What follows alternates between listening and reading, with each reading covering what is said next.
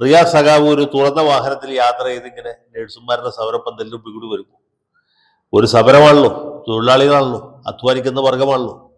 ഇടതുപക്ഷം എന്ന് പറഞ്ഞത് എപ്പോഴും അധ്വാന വർഗത്തോട് ചേർന്ന് നിൽക്കുന്നതാണല്ലോ എന്ന് കരുതി റിയാസ് സഖാവ് തനത് ശൈലിയിൽ പുഞ്ചിരിച്ച് അവർ നോക്കി കൈവീശി അഭിവാദ്യം ചെയ്യാൻ ശ്രമിച്ചു.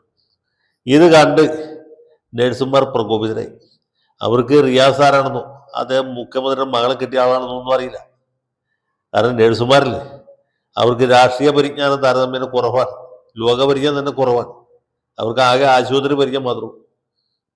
അവർ നോക്കിയപ്പോൾ നല്ല വെള്ളമുണ്ടും വെള്ള ഷർട്ടും ധരിച്ച ഒരു ചെറുപ്പക്കാരനോട് സുമുഖൻ നമ്മുടെ ഈ ധർണയെ നോക്കിയിട്ട് കൈ വീശി അഭിവാദ്യം ചെയ്യും.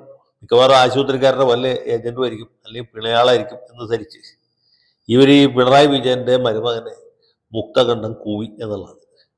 കൂക്ക് വിളി എന്ന് വെച്ചാൽ നല്ല മധുര മനോഹരമായ കൂക്ക് വിളിയാണ്.